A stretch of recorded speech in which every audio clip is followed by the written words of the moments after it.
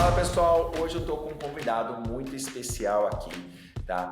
O Alexandre Rosa Carneiro, ele é escritor do livro Bom Senso Financeiro, tá disponível o link lá na Amazon, vou deixar depois o link aqui na descrição. O Alexandre tem uma trajetória que é super bacana, uma trajetória incrível. Eu particularmente comecei a gostar bastante dessa trajetória dele, porque ele já passou por centros financeiros globais, ele já teve em diversos países, hoje ele mora nos Estados Unidos. E o mais legal é que ele alcançou a independência financeira com 40 anos, né, Alexandre? Você pode falar um pouquinho dessa sua jornada aí, o que te motivou a seguir esse caminho? Então, eu até explico, né? Eu acabei escrevendo um livro, né, para contar isso e ajudar as pessoas a fazerem o mesmo caminho, né? Mas basicamente eu cresci em Porto Alegre, tá? Numa família de classe média. A gente teve aquelas dificuldades, né? Eu agora tenho 47. Então, nos anos 80, aquela dificuldade, sei lá, meu pai foi demitido, minha mãe não trabalhava, a gente tem que morar com os avós. Então, eu sempre cresci com a ideia, de que eu não queria passar por aperto, tá? E a segunda coisa que até, por exemplo, teus clientes são médicos, talvez alguns deles vocês conheçam o meu tio. Meu tio, ele veio para os Estados Unidos nos anos 70 fazer mestrado e acabou tendo uma carreira grande como cirurgia de mão aqui. Ele faz seguido conferência no Brasil e pelo resto do mundo. Agora ele se aposentou, mas é Ronaldo Carneiro, é meu tio. E como ele veio morar aqui, eu tinha primos aqui, eu sempre tive essa ideia de morar fora também.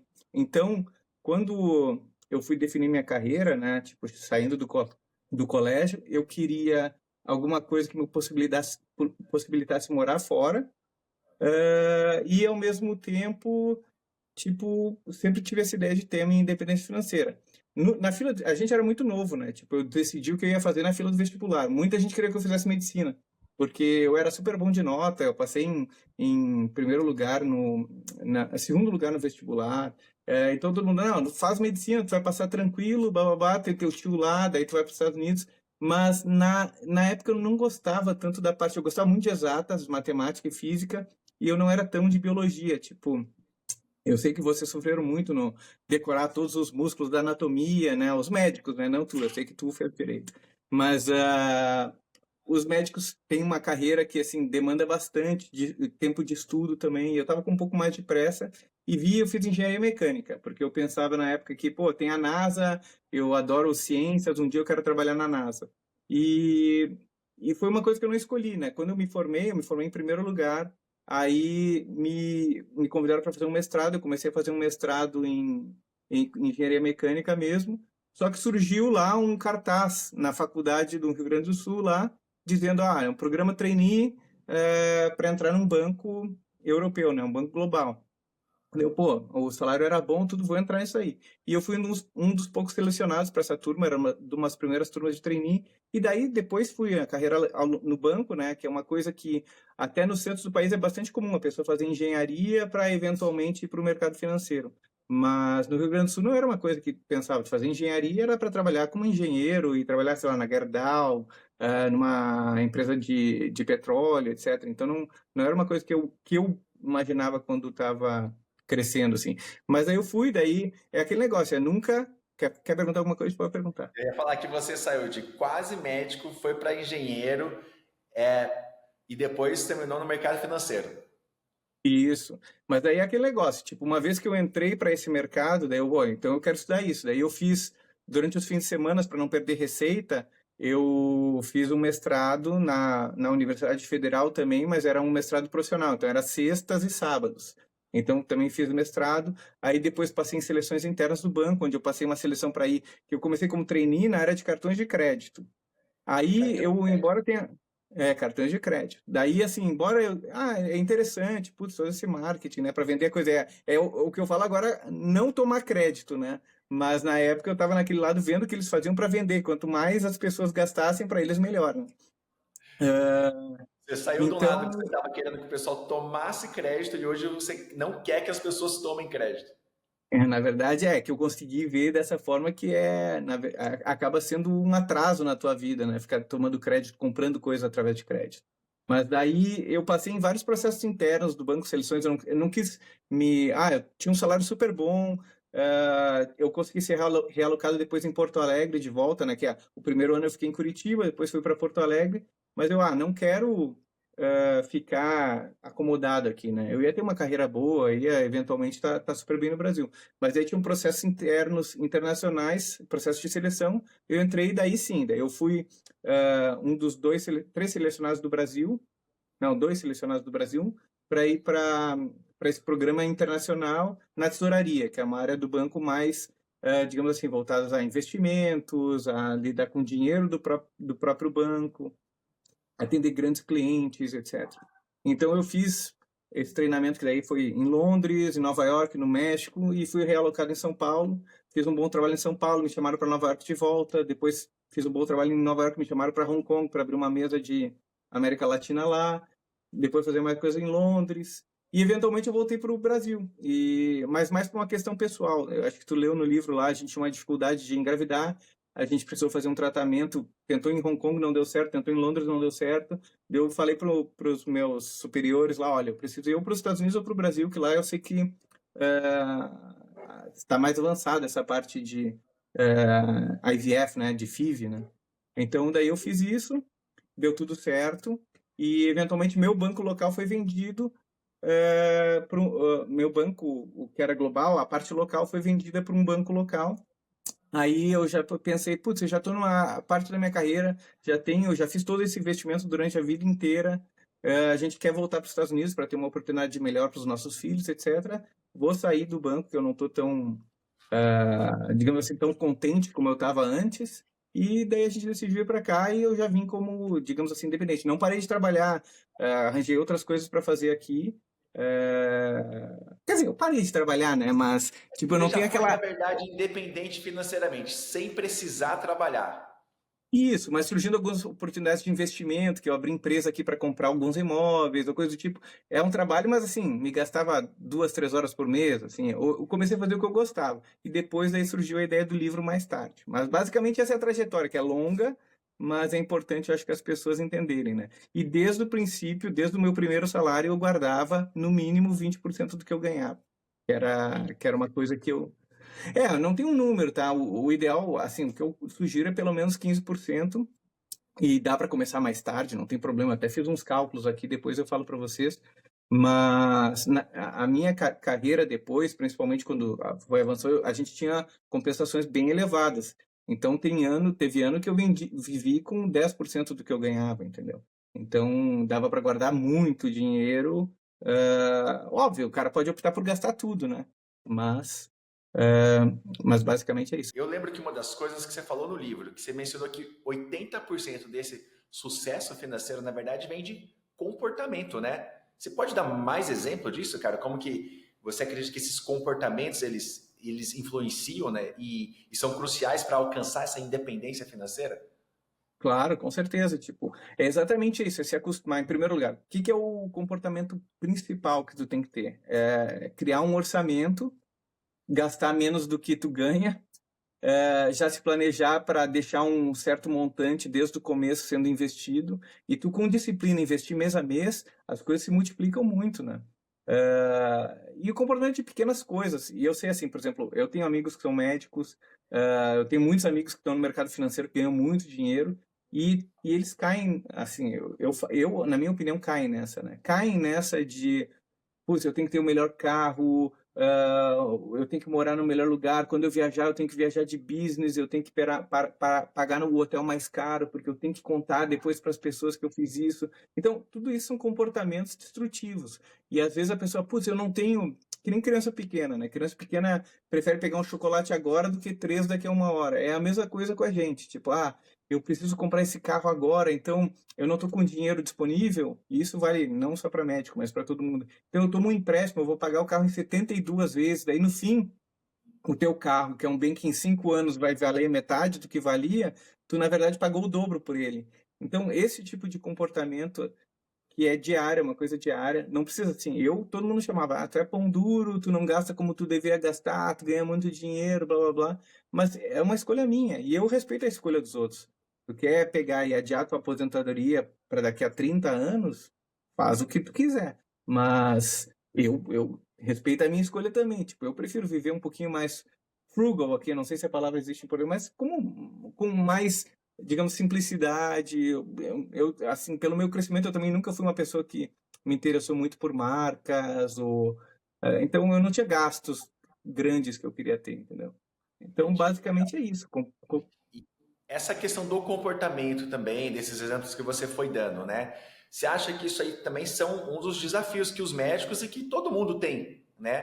Para alcançar essa liberdade financeira, não é?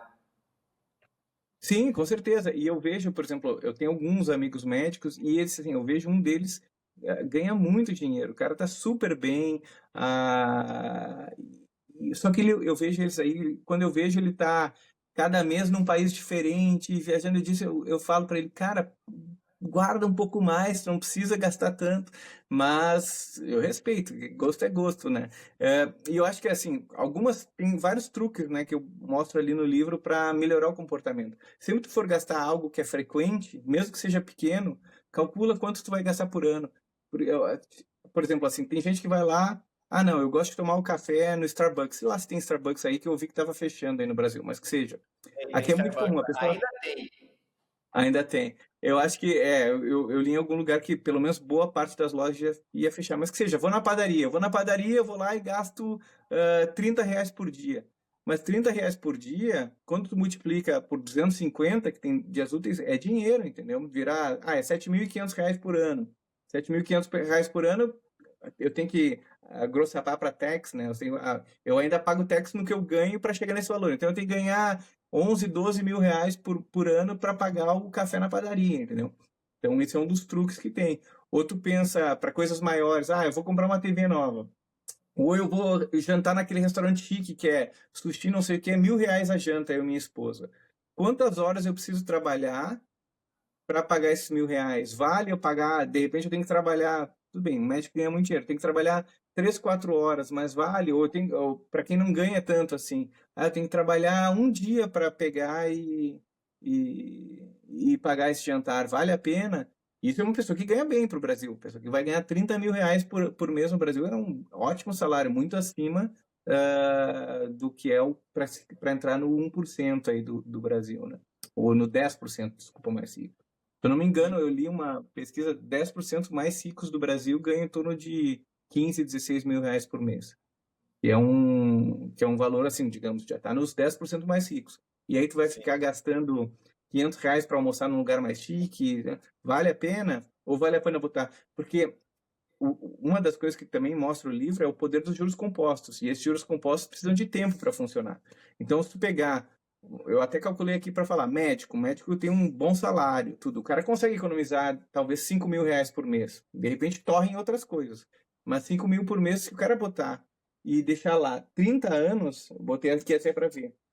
Em 30 anos, usando o histórico de ganhos que tem as taxas do Brasil de juros ou a Bolsa do Brasil, tu vai ter em torno de, sendo conservador, tá? Botei 10% ao ano, que é menos do 10% que ao isso ano. dá. Legal. Tu vai ter R$ 15 milhões daqui a 30 anos. Ou daqui a 20 anos, tu vai ter em torno de R$ 5 milhões. Dá É, para se aposentar com 30 milhões, não dá? isso, até eu calculei, que 15, é que, né, R$ 15 milhões daqui a 30 anos é o equivalente hoje a 4,7, mas 4,7 milhões a 10% ao ano vai te dar 470 mil por ano para tu viver. Só que, óbvio, eu ensino no livro, tu usa 5%, né? Então tu vai ter que viver com metade disso. Mas igual, tu vai ter em torno de R$ 20.000 por mês. Se tu hoje botar R$ 5.000 por mês, por 30 anos, tu vai ter mais que R$ 20.000 por mês para tu te aposentar lá. O equivalente a hoje, né? Sem 20 mil de trabalhar, hoje né? vai ser tipo 60 mil naquela época lá. Eu acho que o principal ponto do médico é a questão do ganha, né? Mas o risco sempre é alto, né? A responsabilidade é sempre alta para ter esse ganho, né? E aí, talvez você chegar num cenário desse, poxa, vou economizar, vou poupar, vou aplicar R$ 5.000 por mês para daqui 20 ou 30 anos eu conseguir me aposentar, viver de forma independente financeira, sem ter que fazer plantão, sem ter que ficar o dia inteiro no consultório, sem ter que fazer procedimento, cirurgia, correr risco também, pode ser um cenário interessante aí, né? Com certeza, com certeza. Mas por isso, assim, e também é importante começar a se planejar o quanto antes. Digamos que hoje a pessoa está começando na medicina. Olha, eu não tenho nem ideia quanto um médico ganha no começo, tá? Mas vai ganhar pelo menos 15, 20 mil reais. Se tu conseguir guardar 15% disso e tu tá ainda com seus 28, 29 anos, quando chegar e for crescendo isso, mantendo esse percentual, quando chegar até os 50, 60, tu já vai estar bem tranquilo mesmo. Um bom pé de Legal. meia. Porque depender de, obviamente, governo, essas coisas, a gente nunca pode contar, né? Nunca se sabe o que vai Não acontecer pode no ser uma futuro. opção, né? Não, não é opção. E, Alexandre, me fala uma coisa assim, médico, acho que o principal problema é a questão, um dos principais problemas é a questão do tempo, né? Cara, para o médico que é ocupado, que não tem tempo às vezes de se dedicar a isso para gerenciar esse tipo de economia, de aplicação, tem alguma coisa que você recomenda, alguma ferramenta, alguma estratégia que você fala assim? Então, isso eu gosto de falar, até falo bastante num capítulo sobre isso, assim, que a gente tem que manter, só investir no que a gente conhece. A pior coisa que a gente tem é também cair naqueles golpes, tipo, não, mas tu vai investir aqui nessa criptomoeda e tu vai ganhar 5% ao mês e não sei o quê. Isso normalmente dá em prejuízo, tá? A maior parte desses ganhos assim, gigantescos, ou no Brasil tem bastante fraude, né? A gente tem lido bastante fraude com relação a esse tipo de investimento. E ou tem risco mesmo, tipo, a pessoa tá prometendo, porque o que eu explico assim, é muitas vezes as pessoas, eu não tenho tempo de investir, então eu vou dar para esse gestor financeiro que ele vai lá, ele tem um fundo tal, e esse fundo vai ser muito bom, vai ganhar do CDI. Só que é muito assimétrico, né? Esses fundos, eles pegam, eles te cobram uma taxa de administração alta, tipo em torno de 1, 2, 3%, tem que cuidar muito em banco grande, então eu lembro, tá? Mete a faca, pega um fundo que ele vai pegar teu dinheiro e aplicar em títulos do Tesouro, que tu mesmo pode fazer e ganhar 100% do resultado. Ele vai lá e te cobra 2% ao ano, ou seja, sei lá, hoje está dando em torno de 11%, tu vai dar 20% praticamente do que tu ganha pro cara que vai pegar e fazer uma coisa que tu faz em 3 cliques no computador. Então, tem que ter muito cuidado por causa desse ganho assimétrico. Muitos fundos, por mais bem intencionados que sejam, tipo, se ele tiver um ano ruim e ganhou bem menos do que o CDI, ele vai te cobrar os 2% igual. E daí no ano bom, que ele ganhar mais que o CDI, ele vai te cobrar os 2% e às vezes tem taxa de performance, onde ele vai ganhar ainda 20% do que ele ganhou acima do benchmark, né, do índice que ele tentou alcançar. Então, historicamente, aqui nos Estados Unidos, tá, eu já li que a longo prazo, 99% desses gestores perdem para o índice aqui de S&P 500, que é o índice de bolsa. Então, para os médicos, o que tem que fazer? Tem que ser simples, investir tudo que tu conhece, não tentar fazer também aqueles investimentos em imóveis. Não, eu vou comprar 3 imóveis, eu dou uma entrada em 13 e depois ele vai se pagar, que a vida não acontece como a gente planeja. A gente vai ter, eventualmente, problemas com o imóvel, o inquilino que não paga, ou uma depreciação grande do imóvel que tu não estava esperando. Então, nunca invista em nada desse tipo fora, sem ser com cash, tá? Não tome empréstimo para fazer esse tipo de coisa. Mas o principal com dinheiro, no Brasil é fácil relativamente, porque as taxas de juros reais são muito altas. Então, tu consegue ir no Tesouro Direto, que é onde vende título do governo, e tu comprar, tem até já, hoje em dia, na minha época não tinha, mas tem alguns programas, tipo Renda Mais, que eles já te possibilitam planejar tua aposentadoria. É um título que ele te diz, olha, eu quero ganhar daqui a 30 anos, eu quero ganhar 10 mil ao mês. Então ele vai dizer, ó, tu vai ter que botar tanto por mês hoje, e quando começar o dia tal, por 20 anos tu vai ganhar esse tanto lá, corrigido pela inflação. Então já tem esse tipo de programa. É muito. Então, para os médicos, investe ou em CDB de bancos que eles confiem ou até o limite protegido pelo FGC, né? Desde que paguem pelo menos 100% 250 CDI. mil por banco, certo? 250 mil por instituição financeira, mas até 1 milhão por CPF. Então, quando começa a ter muito dinheiro, aí eu já assim, tu pode diversificar botando em bolsa, mas sempre em índices. Não tenta escolher, a não ser que seja, como tu é médico, tu não vai querer pegar, não, eu acho que agora a Tesla vai ser um bom, vai crescer, vai não sei o que, botar muito dinheiro na Tesla, porque as coisas acontecem, os cenários mudam. Hoje mesmo eu estava olhando, A Tesla publicou resultados ontem, decepcionou, porque o crescimento esperado já não é tão grande quanto antes, a ação está caindo 10% hoje. Então, vira um troço muito especulativo. Diversificação é o segredo quando for botar em bolsa, tá? Compra os índices gerais, mas no Brasil é mais fácil ainda, porque aqui nos Estados Unidos, historicamente, o título do governo rende em torno de 4% ao ano. Não vai dar para tu pegar e investir isso, a inflação aqui é entre 2 e 3%, não vai ganhar o suficiente para se aposentar. Então aqui é muito comum a pessoa investir nos índices de bolsa, que historicamente dão mais que 10% ao ano. No Entendi. Então, Brasil, a grande dica, na verdade, é invista naquilo que você conhece, né? Evita, foge de especulação, de coisas que promessas muito altas, assim, que variam muito, né? E procura investimentos mais seguros, até mais tradicionais, como esses que você falou mesmo. exatamente. E evitando sempre, por mais que seja seguro, não cai, cuidado. Quando sempre lê digamos, se for entrar num fundo, alguma coisa, lê o brochure deles, né? Lê o contrato, que vai Prospecto. estar lá a ativização. Tu não precisa disso para fazer esse tipo de investimento. Então, uma ferramenta muito boa mesmo que tem no Brasil é o Tesouro Direto, que é algo que tu pode comprar tanto títulos curtos quanto longos. Por exemplo, se tu está economizando, agora eu quero comprar uma casa, que é muito importante ter tua casa própria paga, tá? Não caia naquilo de, vou alugar e deixo o dinheiro investido, que com o dinheiro investido eu pago o aluguel. Não caiam nessa daí. Porque eventualmente os juros caem, os aluguéis sobem, e tu já não consegue pagar e já perdeu a oportunidade de comprar aquela casa que tu queria. Então, compre sua casa própria, e daí o dinheiro que você dá, esse dinheiro eu estou guardando para, sei lá, eu quero comprar a casa, ou já estou bem de vida, quero comprar um carro. Esse tu vai botar em investimentos de mais curto prazo. Ou no Tesouro Direto tem títulos de curto prazo, ou via CDBs desses bancos de mais curto prazo. E daí para os Entendi. de longos vai nos NTNB da vida, que é no Tesouro Direto, ou nesses Renda Mais. Então é tranquilo de fazer, sim. Basta se organizar. E como eu falei, não tem muito, não é difícil de entender. Esse é os 20% lá. Do que tu precisa saber é simples, são instrumentos simples, e o importante é ter a disciplina para sempre investir. E você sabe o que é curioso? Esses dias eu estava conversando com uma médica e eu estava falando assim, falou, Márcia, tem algumas áreas que com pouco conhecimento que você adquire, que você desenvolve, você fica muito acima da média. Eu falei, por exemplo, se você souber um pouco de marketing, um pouco de vendas, um pouco na parte jurídica, um pouco na parte de comportamento de pessoas e um pouco na parte financeira, com pouco conhecimento você descola muito da média. Então, talvez, por exemplo, lendo o livro, se eu estudando um pouco mais sobre algumas coisas no mercado financeiro, sobre finanças de modo geral, você já consegue ter esse ganho, se diferenciar muito da média, né?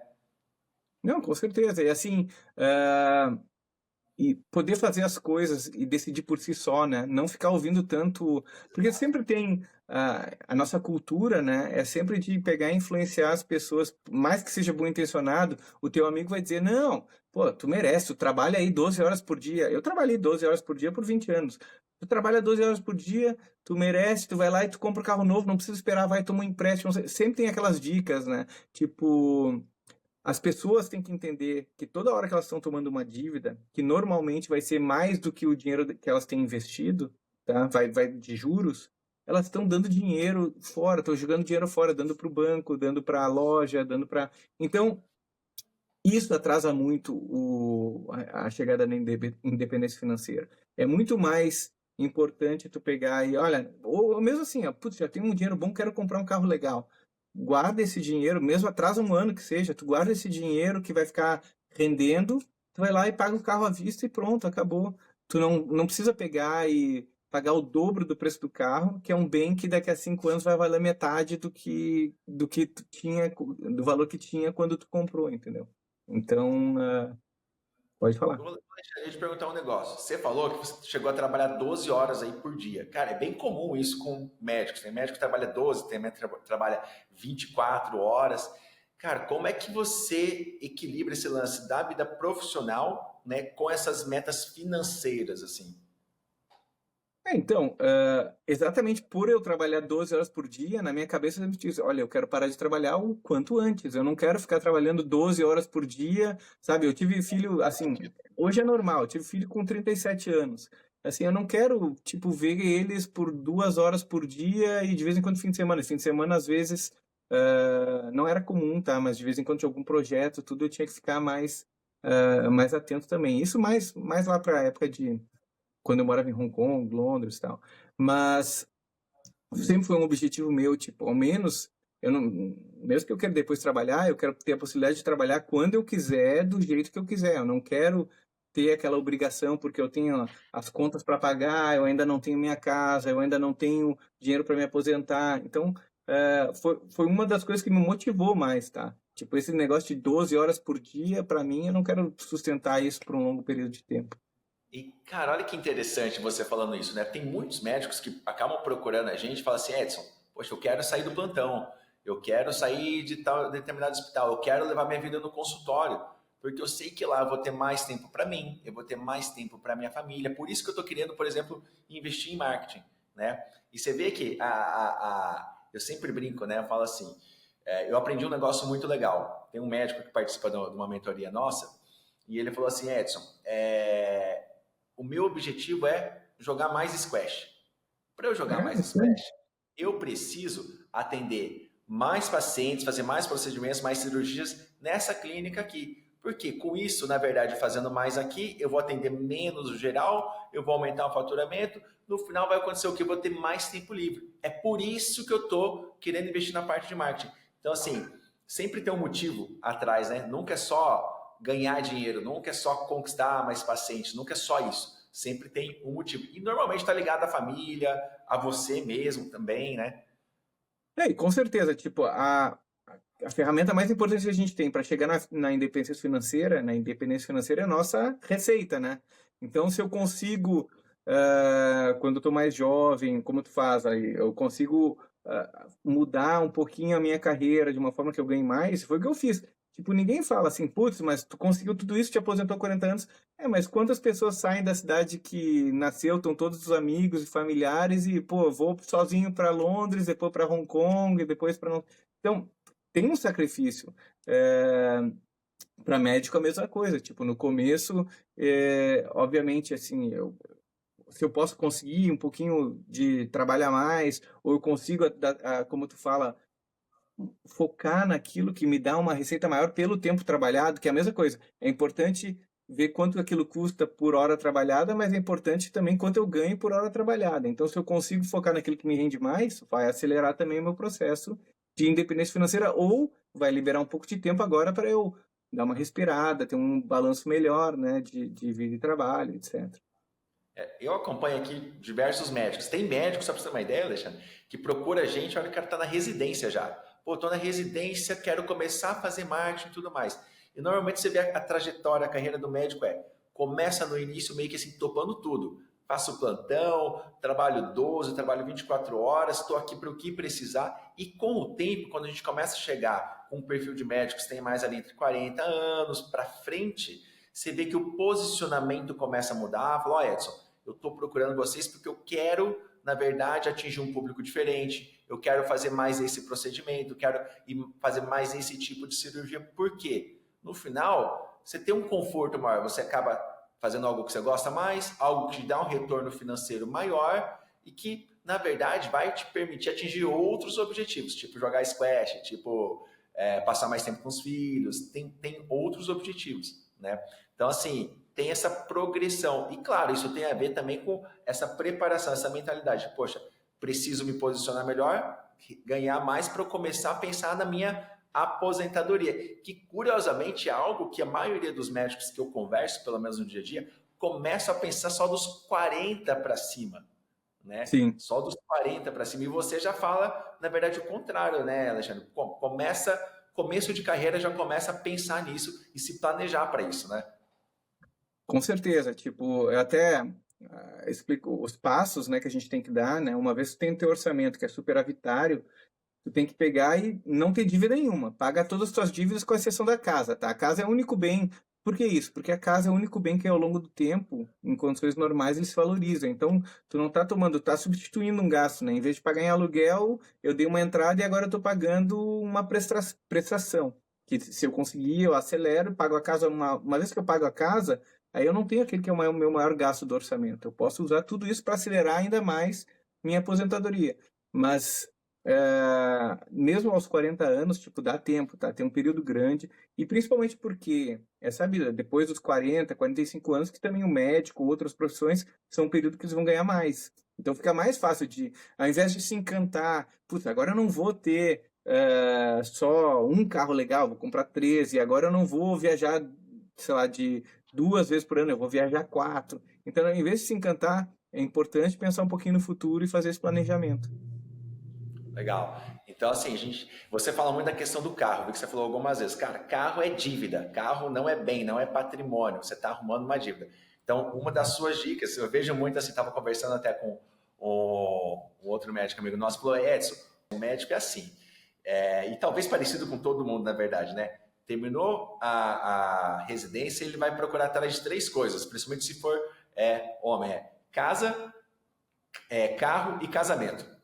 Casa, carro e casamento. E aí é onde começa, às vezes, um período de endividamento. Uma das coisas que eu lembro que você falou no livro primeira coisa, antes de começar a falar em investir, quita, zera todas as suas dívidas. Carro, você falou que é uma dívida, e aí a gente tem outras. Mas eu lembro muito desse exemplo que você falou assim, ó, casa não é dívida, porque você ia ter que pagar um aluguel de qualquer maneira, e quando você faz um financiamento, você está, na verdade, já está suprindo o seu gasto com moradia, que você teria esse gasto de qualquer maneira, está adquirindo um bem imóvel que é seu, e esse bem ele é protegido, em regra, pela a inflação ao longo dos anos. Ou seja, a tendência do imóvel não é desvalorizar, mas se valorizar ao longo dos anos, né?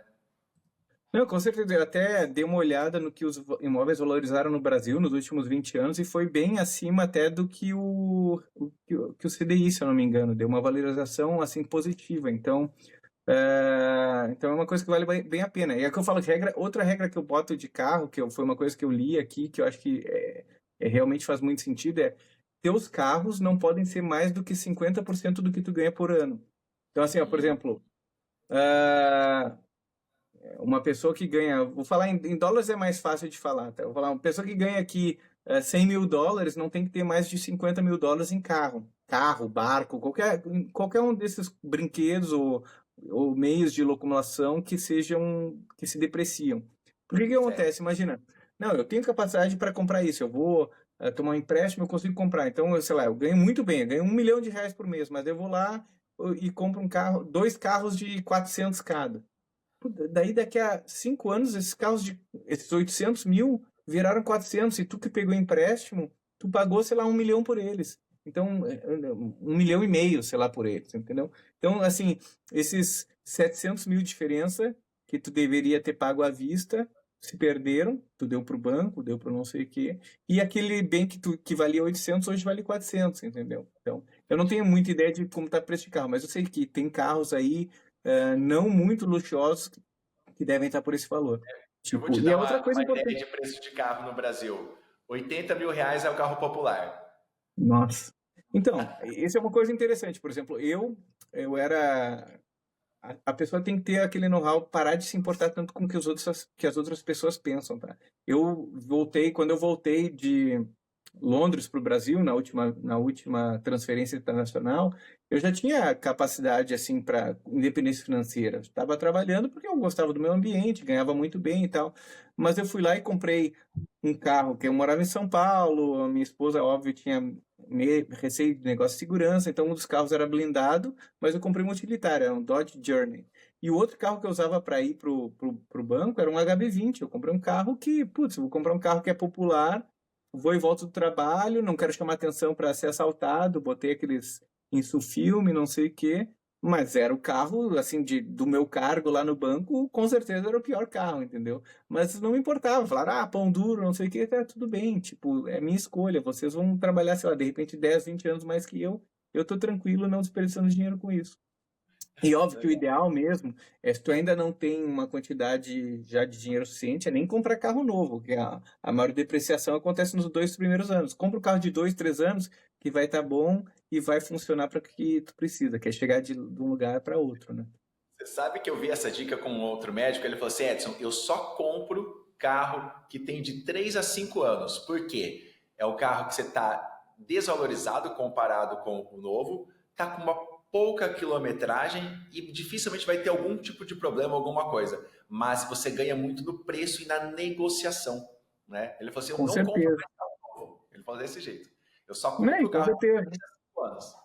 Os 2, 3 primeiros anos que deprecia aqueles 30%, tu não paga por essa depreciação. Óbvio que depois, assim, tu tá, tipo, é uma coisa que eu acabei, várias vezes eu comprava carro zero, mas assim, é, eu mudava de país, então aí eu chegava, putz, em Hong Kong lá, eu comprar um carro usado, daí dá um problema aqui, eu não conheço direito o mecânico, não sei o quê, mas daí eu fui lá e comprei um Honda Fit em Hong Kong, porque o banco que eu trabalhava, ele era dono de vários prédios lá no The Peak, eles botavam os expatriados lá, e eu tinha lá o Honda Fit estacionado do lado lá dos Porsches, não sei o que, e tá tudo bem, me atendi igual. Quando eu vendi depois de 2 anos e meio que eu fui embora, em vez de perder, sei lá, US$ 30.000, eu perdi 3. E tá ótimo, Então, entendeu? você Então, manteve a sua fama de ter sempre o carro mais simples do estacionamento. Lá em Hong Kong, é. São Paulo também. É. Mas aí no futuro agora eu posso, entendeu? Tipo, agora eu quis, pô, não, agora eu quero ter esse carro e eu já não tenho aquela dúvida de, putz, será que eu vou ter dinheiro suficiente no futuro? Não sei o que. Então agora a regra é assim também. Ah, eu quero comprar algo que é caro.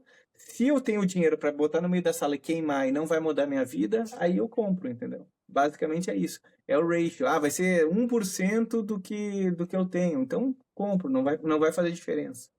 Ô, Alexandre, me fala uma coisa. Na sua experiência, assim, cara, o que você foi vendo aí na parte financeira, na sua experiência pessoal mesmo, quais são os erros mais comuns, assim, que o pessoal comete na hora de buscar independência financeira e como que dá para evitar esses erros, no geral? Não, o primeiro erro, né, a gente até comentou um pouco que ninguém pensa nisso até chegar perto lá. Esse é o primeiro e o mais grave, porque tu perde, de repente, 10, 20 anos que tu podia estar lá com o dinheiro crescendo. Esse é um erro grave. Se eu não me engano, eu li, acho que Eu tô 75. nesse daí, viu?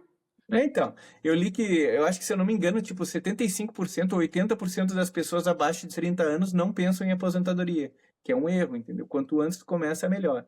O outro erro gravíssimo é ter dívidas, né? Tipo, eu preciso desse carro hoje, ou eu quero um celular novo, porque o iPhone 15 agora, em vez da câmera tá alinhada assim, tá alinhada assim. Então eu preciso para mostrar para as outras pessoas que é o novo. Então eu vou lá e vou gastar, sei lá, R$ 10.000 num celular que é igual ao outro, não tem diferença nenhuma de performance praticamente.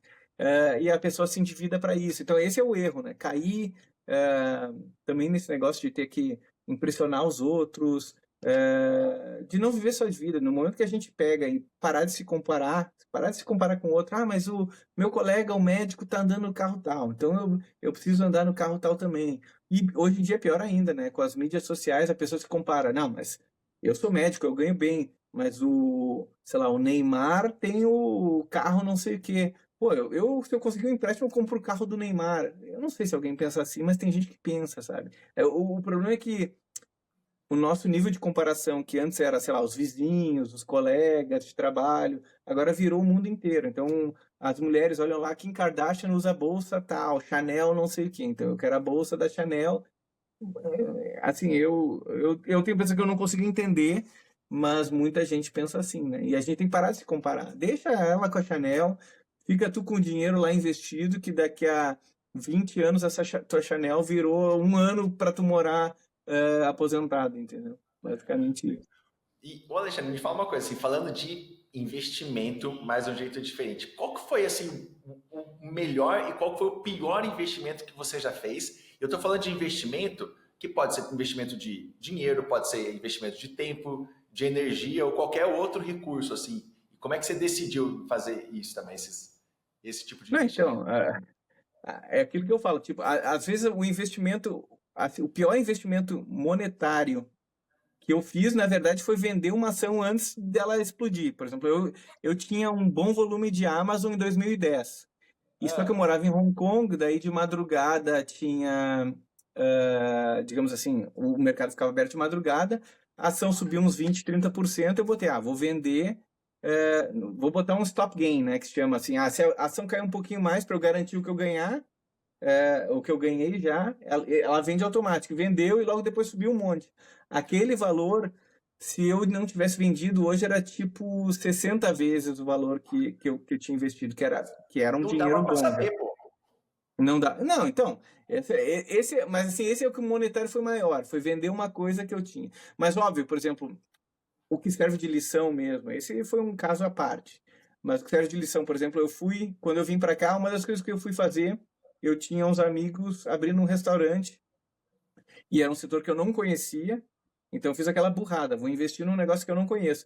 Mas ele, não, o chefe é muito bom, realmente fui lá, comi a comida do chefe era muito bom, mas eles não tinham experiência de ter um restaurante. Então eu entrei só como um investidor, né? Eu botei um dinheiro bom lá, tinha uns 25% do empreendimento, e em um ano quebrou, porque daí eles não conseguiam achar um gerente bom para tocar o restaurante, aí o atendimento era ruim, e etc e tal, tipo, não tinha um padrão. Então, por isso Você que eu falo, botou um não dinheiro invista. bom e perdeu um dinheiro bom também. Exato, sair com zero, rosca, zero.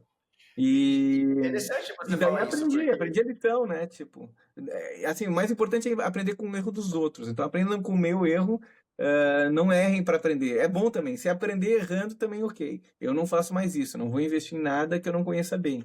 Então, então é isso. Então, agora o que eu fiz de melhor, tipo, teve bons investimentos, assim, eu tive sorte de comprar alguns imóveis aqui antes do Covid, né? Antes de ter a pandemia, que valorizaram bastante. Esse foi um investimento que é assim bom, rápido. Mas assim, eu tenho alguns investimentos que eu tenho aqui que são tipo índices, são ETFs, né, que é Exchange Traded Funds, ou em algumas ações individuais cresceram bastante, mas aí tem que estudar, conhecer um pouquinho e vir para não fazer besteira. Mas eu acho que o melhor investimento que eu mais acertei foi ter feito desde o começo. Desde o meu primeiro salário lá como estagiário, ou e depois tipo ajudante lá no laboratório da faculdade, eu guardava parte do meu dinheiro. E quando eu legal. ganhei já, eu entrei como trainee, já tinha um bom salário para a época, né, que era assim, não era um bom salário, acho que, pelo que eu calculei, era um bom salário, era tipo, sei lá, 7 8 10 salários mínimos na época, que era um ótimo salário. Então eu já É um bom pegava boa salário. parte disso e guardava. Mas daí eu fiz algumas besteiras, tipo, às vezes, por ser tão pão duro, eu fiz algumas besteiras. Eu voltei a primeira vez, acabei o meu programa de trainee lá, o primeiro lá, voltei para Porto Alegre, eu tinha guardado dinheiro para comprar um carro zero. Ah, mas eu não quero gastar, então eu vou comprar o carro mais pelado que tem, não tinha nem ar-condicionado. Primeiro verão em Porto Alegre, eu tive que vender. Não, não dá para ficar com isso. Eu vendi, daí peguei o carro um pouquinho melhor, que tinha ar-condicionado e tal. Então aí eu perdi dinheiro também. Então não dá para exagerar, assim, sabe? Ah, entendi. E, cara, me fala uma coisa assim, qual que é o pior tipo de conselho que você vê que o pessoal fala, assim, na parte financeira, assim, que você escuta com frequência, assim?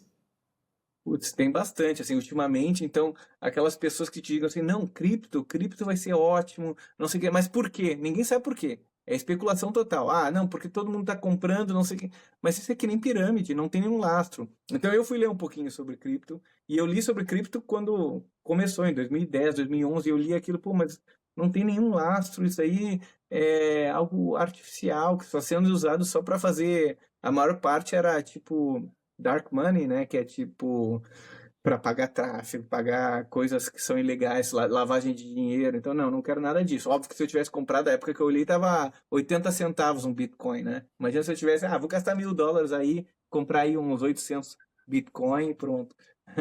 Ia ser muito bom.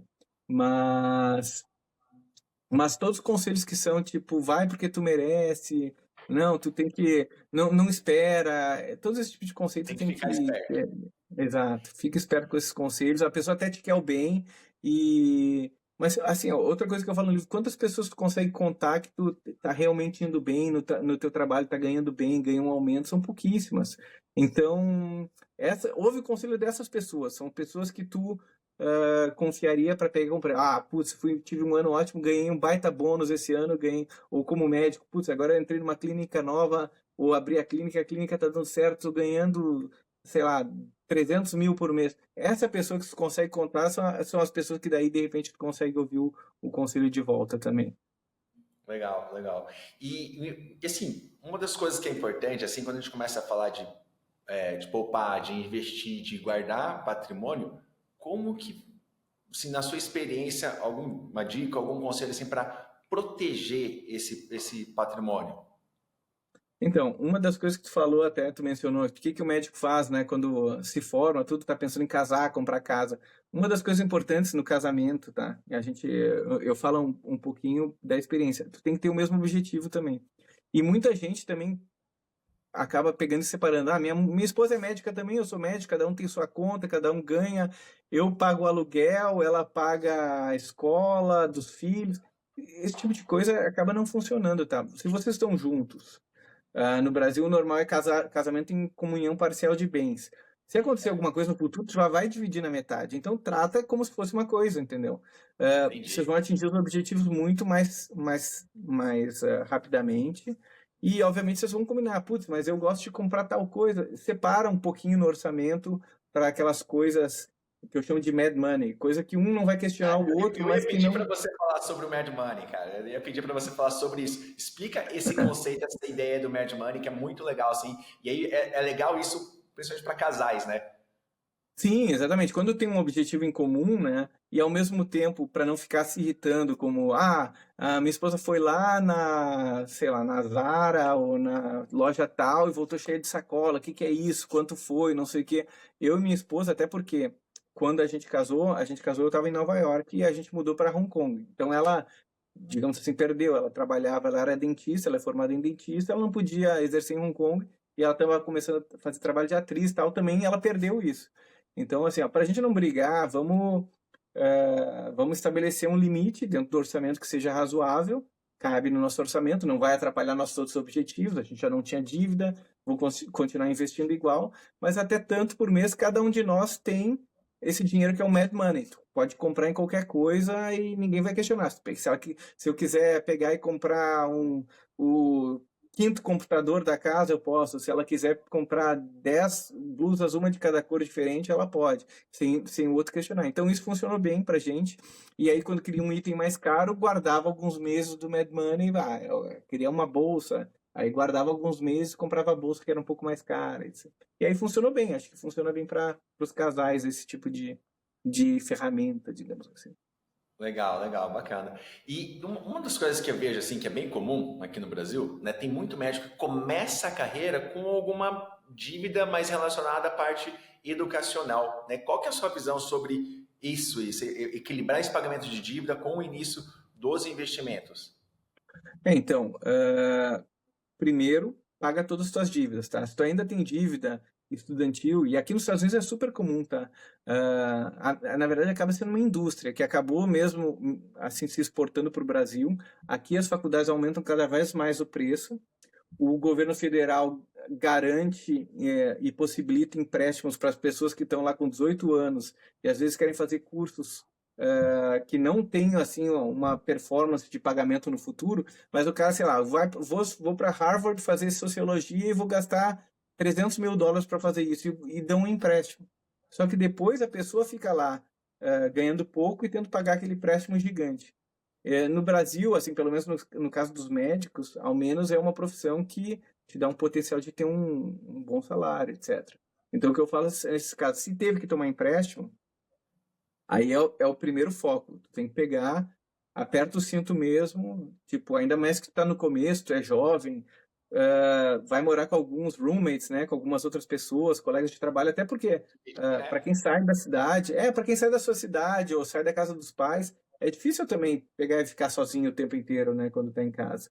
Então, arranja algumas pessoas para dividir a casa, corta nos gastos, vai lá, quita essa dívida o mais cedo possível com salário de médico e organização consegue quitar rapidinho, e aí sim, aí começa a fazer os outros pontos, que é guardar para casa, guardar para investir, para aposentadoria, etc. E isso eu explico lá, os passos na ordem certinha que a gente tem que fazer. Ô Alexandre, inclusive falando dessa parte assim, de começo de carreira de novo aí, cara, você tem algum conselho para você mesmo? Se tivesse, sei lá, 20, 25 anos, puta Alexandre, você tinha que ter feito isso aqui, ou algum conselho para quem está nessa idade mais ou menos, tem 20, 25 anos, tem gente que acompanha a gente que não é médico ainda, que está estudando, está na faculdade, ou às vezes está na residência, não está atendendo 100% ainda, né?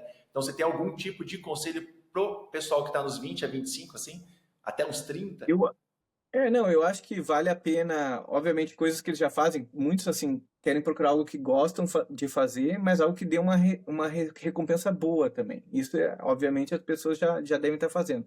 E a outra coisa que eu acho que funcionou bastante para mim é olhar no resto do mundo também. Não no resto do Brasil e do mundo, porque, assim, tem outras oportunidades, se a pessoa está disponível. Aqui, por exemplo, no estão precisando de médicos em alguns países, né? Eu sei que no Tennessee, aqui, agora um médico pode ir lá sem fazer a certificação e começar a trabalhar lá. Eu acho que ele fica acompanhado 1 ou 2 anos com um médico local e depois automaticamente recebe a certificação. Ou seja, tu Pô, pode legal. olhar para o resto do...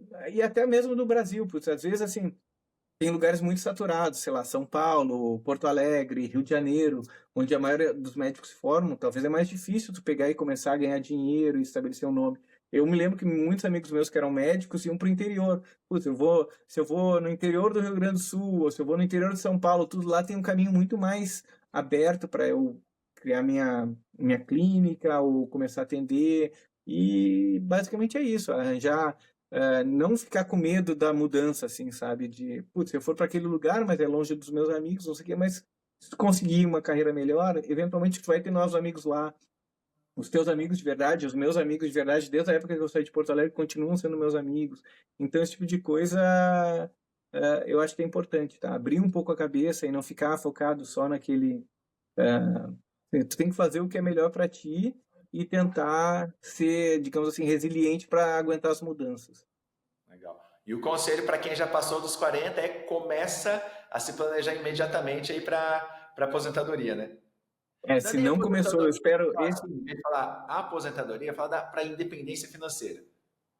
isso aí, tipo, por exemplo, meu tio mesmo que eu citei, que era médico aqui, ele há muito tempo, ele já deve ter alcançado a independência financeira, mas ele ficou trabalhando, ele se aposentou agora faz 1 ou 2 anos, com 75 anos ele se Porque ele aposentou, ele quis, né? trabalhava porque ele quis. Então ele gostava, só que daí ele fazia dessa forma, tipo, agora eu não quero trabalhar todos os dias. Então ele jogava golfe, sei lá, 3 vezes por semana, aí ele tinha certos horários que ele trabalhava e certos horários que ele fazia cirurgia. Então daí ele consegue, ainda ganhando bem, não precisando, mas ele gostava do que ele fazia, ele manteve o que ele fazia, mas sem ser aquele negócio, putz, eu preciso 12 horas por dia, porque eu ainda não cheguei naquele número que eu preciso, etc. E que é outra coisa que perguntam e falam, eu explico direitinho, o número que a gente precisa chegar para se aposentar, né, e para ter independência financeira é 20 vezes o que a gente gasta anualmente. Quando chegar nesse valor, daí tu já começa a Isso. respirar mais tranquilo. E aí você fala desse 20 vezes, porque o que você calcula é como a taxa de juros média do mercado é em torno de 10% ao ano, você vive com em torno de 5% disso, e os outros 4, 5% fica para cobrir a inflação. Exatamente. Daí tu nunca toca naquele teu principal e tu tem para sempre tua renda garantida. Legal. Ô Alexandre, até para a gente finalizar essa conversa, cara, eu gostei pra caramba, você é um cara bem Não, bacana, você obrigado. fala bem, tipo, Não, você foi não boa conversa. Foi minha nem primeira sobre livro, tá? ah, que massa, que legal, cara. Fico feliz. Né, e eu tô vendo, assim, várias pessoas que me mandam mensagens, né, que daí, assim, eu nunca mexi com Instagram, mas essa hora beleza, eu vou fazer ali um canalzinho de Instagram e respondo as perguntas das pessoas e dou algumas dicas. E várias pessoas que escreveram, que leram o livro já estão me falando, pô, legal, já mudei isso na minha vida, eu ia comprar um carro mais caro, agora comprei um mais barato para isso, putz, agora eu consegui, tô focando todo o meu foco em quitar minhas dívidas, então, eu fico feliz em estar ajudando as pessoas dessa forma, assim. Alexandre, última pergunta para terminar, cara. Se tivesse um outdoor muito grande, você mora em Orlando, não mora? Vamos pegar que você está chegando Moro em ali na Orlando. Disney. Imagina que lá naquela entrada da Disney tivesse um outdoor gigantesco lá. O que você ia colocar escrito nessa placa, nesse outdoor, para todo mundo ver? Putz, eu ia botar. Eu acho que ia ser mais no nível assim. A gente pode falar sobre se organizar, etc. Mas assim, ó, para de se importar com o que os outros pensam de ti. Basicamente é isso. Cuida da tua vida, deixa os outros com a vida deles. Também para de se importar com os outros. É basicamente, ó, cuida da tua vida e da de mais ninguém. E basicamente é isso. Vive dessa forma, tu vai conseguir viver melhor e atingir os teus objetivos. Não aquilo que tu acha que os outros acham que deve ser os teus objetivos. Entendeu? Basicamente é. Assim, não sei, essa pergunta aí é muito. Foi De boa, pronto, você foi assim, de improviso basicamente, cuida também, da viu? tua vida e não da dos outros, basicamente. Não se importa com o que os outros pensam. Mas Cara, excelente. é isso. Ó, gente, eu conversei aqui com Alexandre Rosa Carneiro. Ele é escritor do livro Bom Senso Financeiro. Tá disponível o link lá na Amazon. Eu vou deixar depois o link aqui na descrição para vocês comprarem. Cara, gente, vale a pena, tá? Esse é o tipo de investimento que você tem um retorno exponencial, viu? O livro é E legal de ler. até, não, assim, não te interromper, mas eu até peguei e fiz isso mesmo para ajudar e eu busquei a forma de botar o livro mais barato. Então tipo, só tem digital no Brasil, que a pessoa pode ler no celular, em tablet, em qualquer lugar, e é o preço de um Big Mac. Então é R$ 24, R$ 24,99, se eu não me engano. É um preço barato que todo mundo pode acessar e daí não vai ter mais desculpa para não se preparar para o futuro. Aqui, ó. Aqui tem, ó, para quem mora nos Estados Unidos, na Europa, na Ásia, tem impresso. Mas no Brasil a Amazon ainda não oferece. Será que um dia eu vou ganhar um desse impresso e autografado? Quando vier em Orlando, porque para o Brasil vai Quando demorar para vier aí, voltar. eu vou pegar, hein?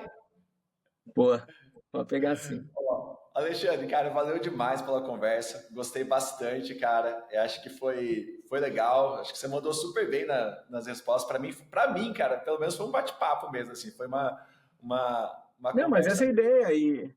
E eu escrevi o livro dessa forma. Tipo, os meus amigos que leram dizem assim, parece que eu tô ouvindo a tua voz, porque fala igualzinho. A única coisa que eu mudei é que no Rio Grande do Sul fala tu, né? E eu tu escrevendo, daí eu ia ter que concordar, fazer a concordância verbal, daí ia ficar muito estranho. Aí sim, no livro eu uso você, mas o resto é para ser um bate-papo mesmo. O livro é um bate-papo também.